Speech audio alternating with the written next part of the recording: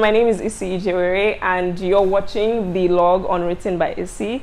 Today I have Chelsea Jegede. She's the founder of the Selfless Service Foundation, a non-profit organization in Nigeria. Hi Chelsea. Hello Issy, it's so good to be here. Thank you for coming. Thank you. Tell me about the Selfless Service Foundation and your role in the organization. Okay, so the Selfless Service Foundation, like you said, is a non-profit. That's like, it's a foundation. So we basically are, the vision of this foundation is to raise a new generation of leaders who have selflessness as their core value for Nigeria and Africa as a whole. Because Nigeria is facing lots of things, corruption, insecurity, but a lot of things. But I really like this movie Wakanda because I feel like it's a true representation of what Africa or Nigeria is.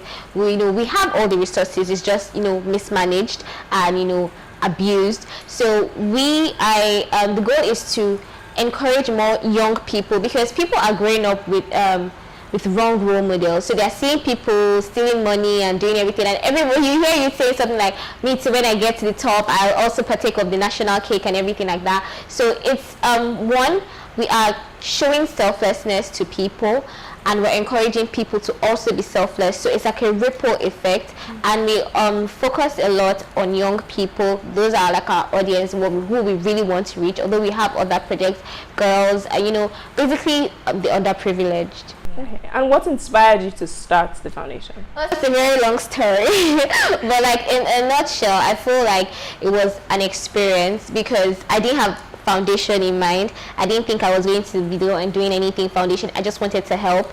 I was actually volunteering at a hospice after I just finished my high school, and I feel like those children changed my life. I always say, because they were terminally ill children, hydrocephalus, microcephalus, cerebral palsy, like you name it. Like that was the first time I actually got to see people like that, like deformed, like really intense situation. When you say terminally, that means they don't really live for a long time because of their their condition. And I got to interact with these people. Initially I just volunteered them because I was looking for something for my resume.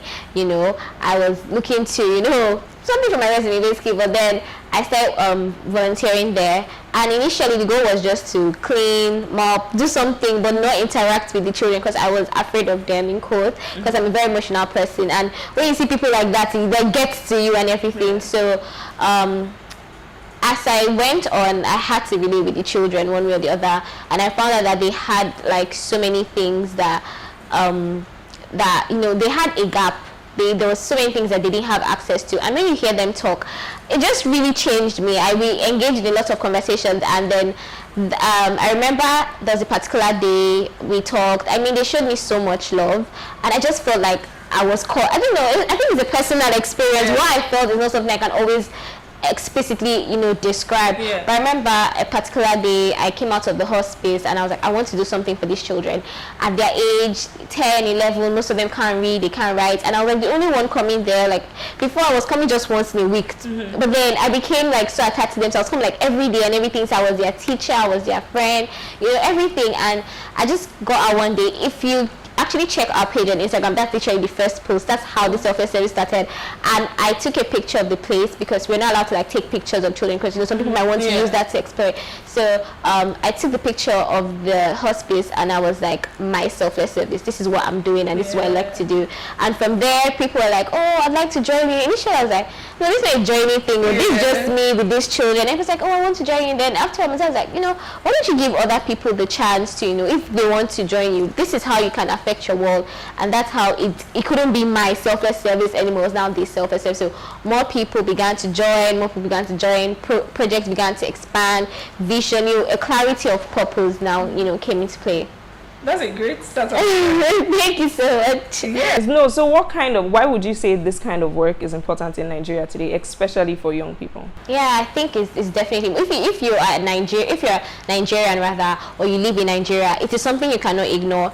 There's a lot of problems, and we can't just, it affects all of us, in the sense that even if you think, oh well, this doesn't directly affect me, this doesn't, sometimes even just being in Nigeria, just being, no matter where you go, no matter, it goes with you. And I always tell people that I believe actually that we are Nigerians for a reason, that God could easily have made us, Chinese, white, anything, but if God made you Nigerian, do you just think it's just a abracadabra, shaking the bottle and picking one? So I feel like every young person should find a purpose. Nobody's asking you to start a foundation, but just think of what you can do for your country, because many people are always thinking of what has Nigeria done for me to do anything, what has Nigeria done for me.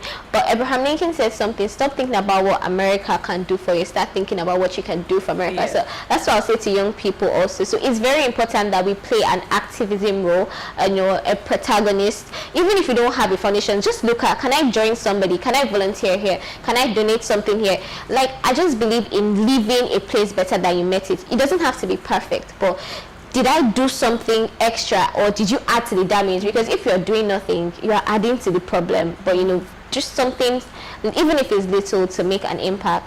So tell me more. If I don't have a foundation, how can I impact change in Nigeria specifically? Yeah. I feel like everybody has power in their own way, but they don't even may not understand it or see. For instance, we have social media. I was on a program yesterday. It was International Youth Day yesterday. Happy International Youth Day. Happy International Youth Day to you. So, and the host was talking about how even if you have 2 followers on Instagram, remember that Jesus had 12 disciples, and from those disciples, you used to reach the whole world. So you can affect who you are following, the messages that you upload, your posts, creating awareness about situation, being just thinking about social change, being a social activist. That's one.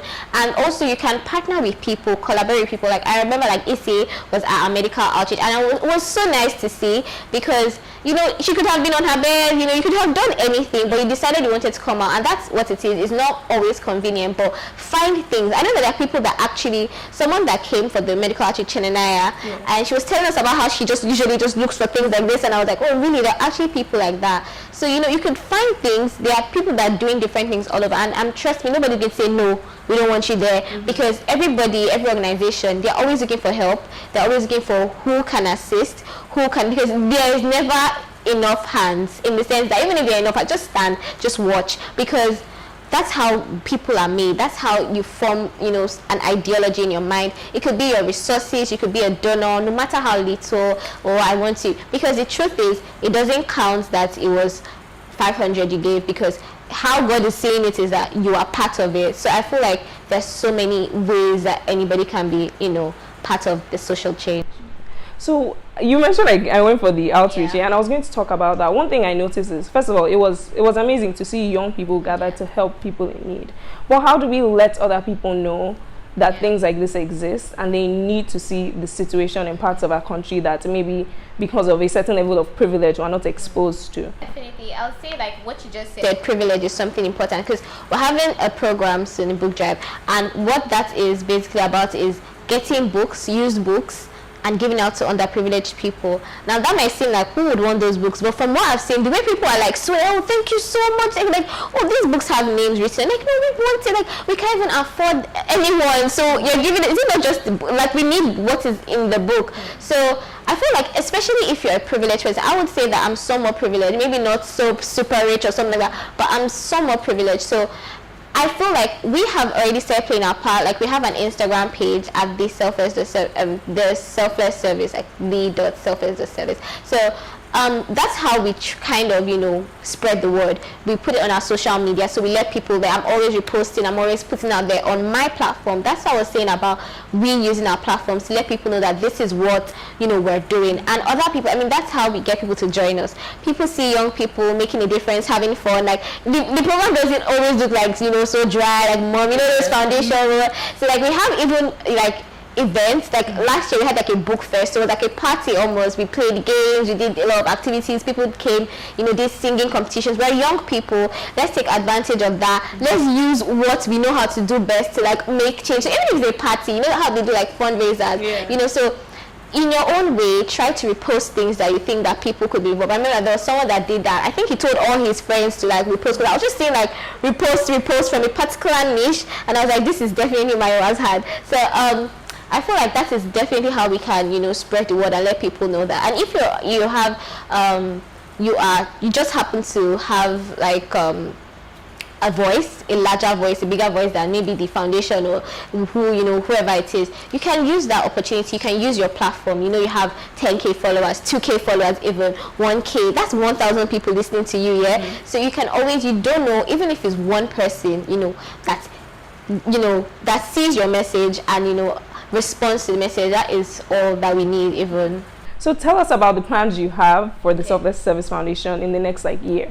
Okay, in the next year, I believe that one thing that I'm really grateful for is growth. We've come a long way from just going to orphanages to donate eye provisions, donating clothes, so we've evolved over the time. We started doing like book drives, started doing like outreaches, medical outreaches, padding outreaches. So in the long run, I think we have been thinking of doing more impactful projects, bigger projects to like water projects. We did a water project last year for a community, and we saw like it could affect a whole community, and that's something that would last for a while, even though that didn't exactly end up the way we wanted it. But it opened our minds to say, okay, we were reaching people 5, 10, 20, 25, 30, 100, thousands, but now we can reach a community, a sustainable project, something that they will keep using over a period of time.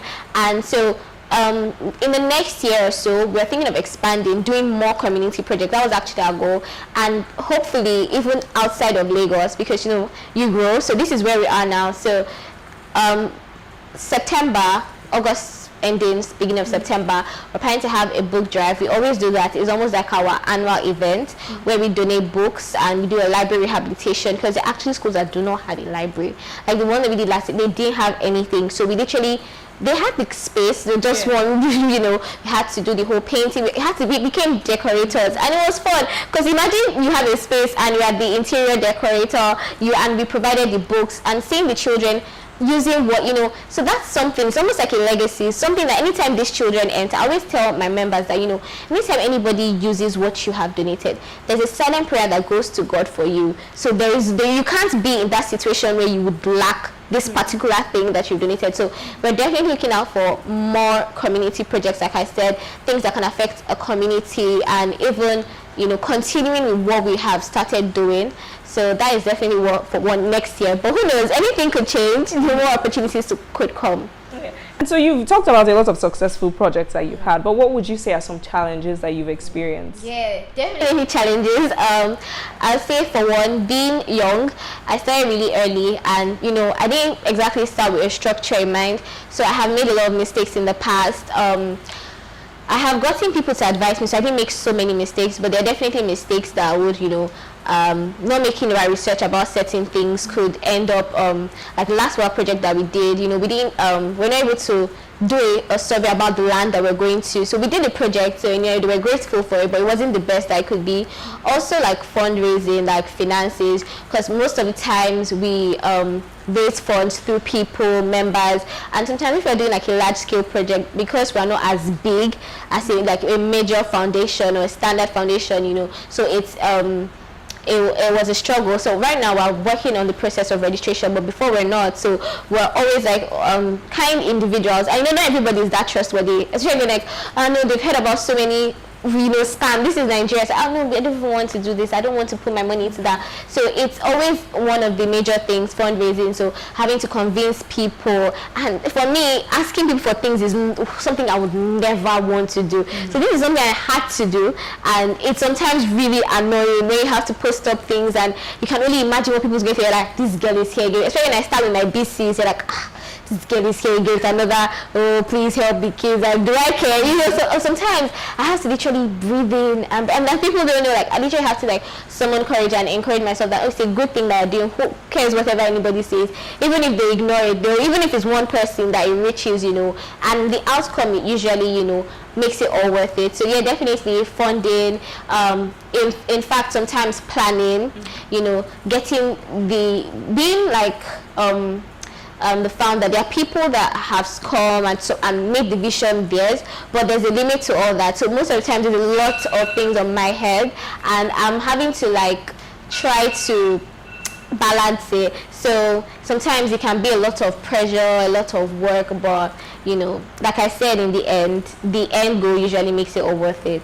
We definitely need more people who are not apathetic, because Nigeria is our country, whether we like it or not. Exactly. Yeah, so whether we like it or not, so there's even emphasis on the not, because there are a lot of things that could, you know, make you feel like what is actually going on. Yeah. But you know, we have to play our part. You know, we have to do something, because I feel like we're accountable to God for even our country, and that's something that people don't know. Thank you so much, Chelsea, for coming, for being my first guest in person on the vlog. I made it. Yay!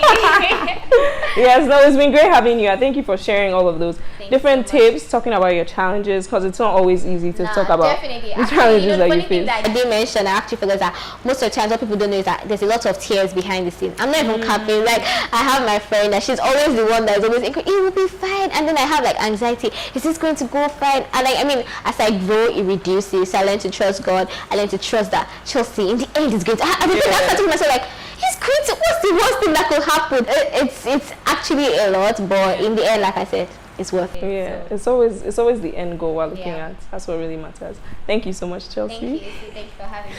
Thank you guys for watching this episode. I'll see you guys on our next episode of the Log on Written by Issy.